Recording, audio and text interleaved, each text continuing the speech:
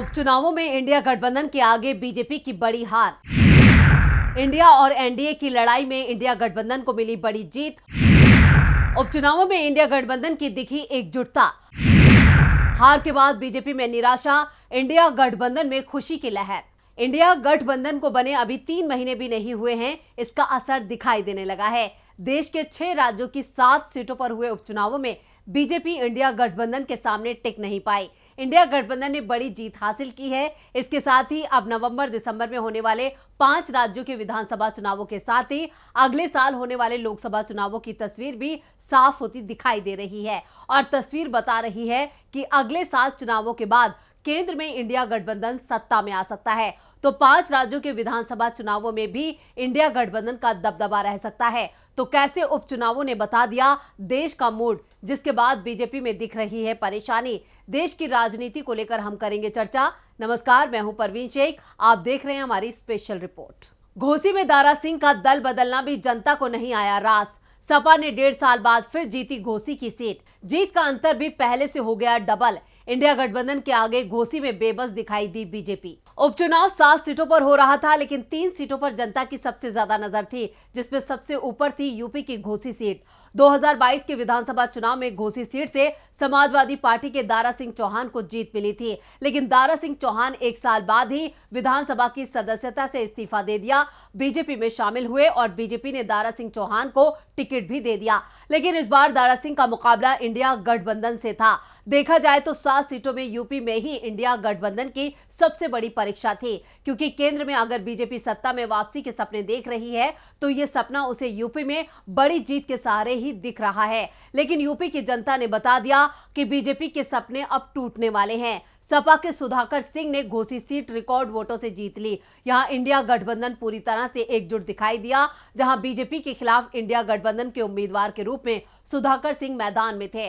BJP उम्मीदवार के समर्थन में सीएम योगी आदित्यनाथ वोट मांगने घोसी पहुंचे। 5 दर्जन विधायक और 3 दर्जन मंत्रियों ने भी यहां डेरा डाले रखा। तो वहीं समाजवादी पार्टी भी चुनाव प्रचार में पीछे नहीं रही, उसने भी अपनी पूरी ताकत झोंक दी थी और चुनाव प्रचार के दौरान ही दिखाई देने लगा था कि इंडिया गठबंधन के सामने बीजेपी मुकाबले में नहीं है। बीजेपी उम्मीदवार को सत्ता के समर्थन का भरोसा था, लेकिन 2022 में समाजवादी पार्टी से जो गलतियां हो गई थी उसे इस बार उसने दोहराया नहीं, जिस कारण बीजेपी को कोई मौका नहीं मिल पाया। वैसे घोसी सीट पर हुए चुनाव परिणाम से एक बात तो साफ हो गई, अगर विपक्ष एकजुट रहे तो बीजेपी किसी सीट पर इंडिया गठबंधन का मुकाबला नहीं कर पाएगी। बंगाल और झारखंड दोनों ही सीटों पर एनडीए गठबंधन को मिली हार।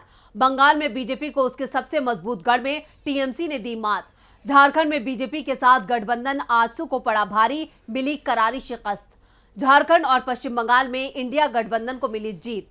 झारखंड और पश्चिम बंगाल की एक सीट पर उपचुनाव हुआ था और यहां भी इंडिया गठबंधन की परीक्षा थी, खासतौर पर पश्चिम बंगाल में, क्योंकि यहां इंडिया गठबंधन में कुछ परेशानी दिखाई दे रही थी। लेकिन जो चुनाव परिणाम सामने आए उससे परेशानी बीजेपी को हुई, क्योंकि पश्चिम बंगाल की धूपगुड़ी सीट टीएमसी ने बीजेपी से छीन ली है। जलपाईगुड़ी को बीजेपी का गढ़ माना जाता है और 2021 में हुए विधानसभा चुनाव में धूपगुड़ी सीट पर बीजेपी का ही कब्जा था।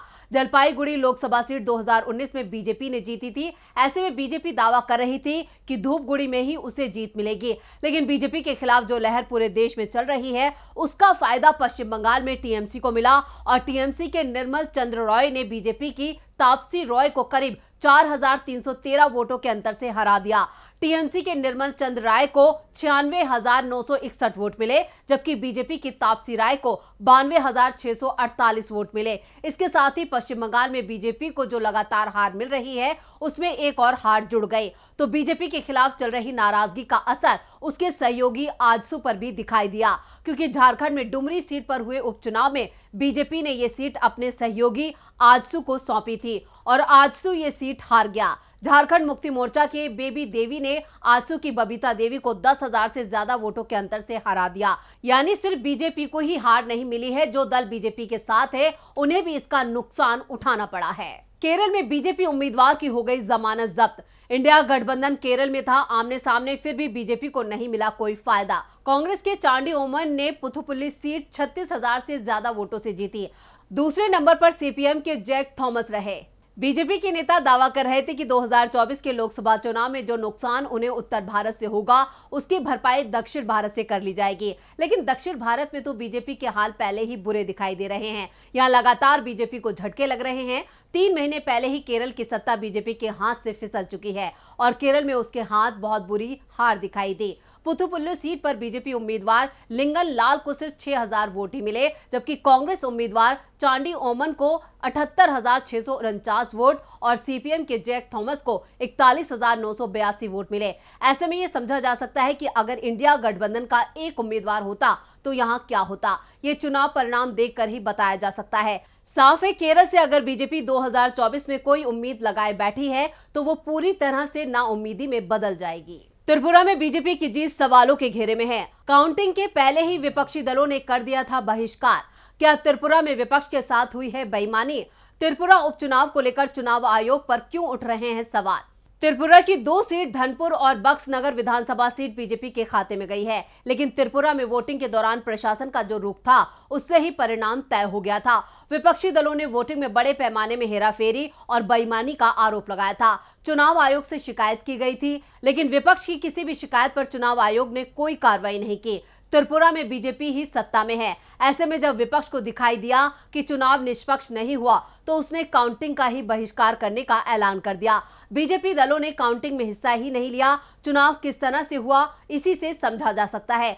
बक्सर नगर सीट बीजेपी 30,237 वोटों से जीत गई, जबकि इस सीट पर 66% आबादी अल्पसंख्यकों की है। दूसरे नंबर पर आई सीपीएम को सिर्फ 3000 वोट ही मिले, उसकी जमानत जब्त हो गई। धनपुर सीट भी बीजेपी ने बड़े अंतर से जीती। ऐसे में बीजेपी की जीत सवालों के घेरे में है और जहां वोटिंग निष्पक्ष दिखाई दी वहां बीजेपी को करारी हार मिली। उपचुनावों के परिणाम इशारा कर रहे हैं कि आने वाले चुनावों में क्या होने वाला है। वैसे पिछले करीब 1 साल में देश की जनता का मूड बता रहा है कि अब केंद्र में बीजेपी के लिए अच्छे दिन समाप्त हो गए हैं और इंडिया के अच्छे दिन आने वाले हैं। गुजरात विधानसभा चुनाव हटा दीजिए तो बीजेपी को चुनावों में हार पर हार मिल रही है। सबसे पहले पार्टी पिछले साल के आखिर में हुए हिमाचल प्रदेश के विधानसभा चुनावों में हार गई। उसके बाद इस साल कर्नाटक में हुए विधानसभा चुनावों में बीजेपी को करारी शिकस्त मिली और दोनों ही राज्यों में जनता ने कांग्रेस को बड़े बहुमत के साथ सत्ता सौंपी। साथ ही देश में कांग्रेस का ग्राफ तेजी से ऊपर जा रहा है। दूसरी ओर बीजेपी का ग्राफ जितनी तेजी से उठा था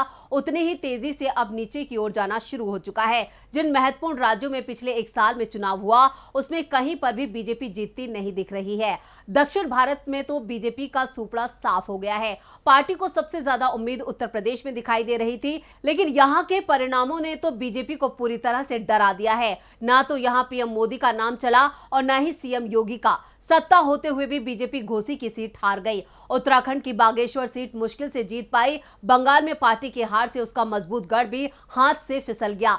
झारखंड में सहयोगी दल हार गया तो केरल में बीजेपी उम्मीदवार की जमानत ही जब्त हो गई। तो ये थी हमारी स्पेशल रिपोर्ट। आपको हमारा ये वीडियो कैसा लगा नीचे कमेंट बॉक्स में अपनी राय जरूर दें और इस वीडियो को ज्यादा से ज्यादा लाइक करें और शेयर करें। देखते रहिए डीबी लाइव। नमस्कार।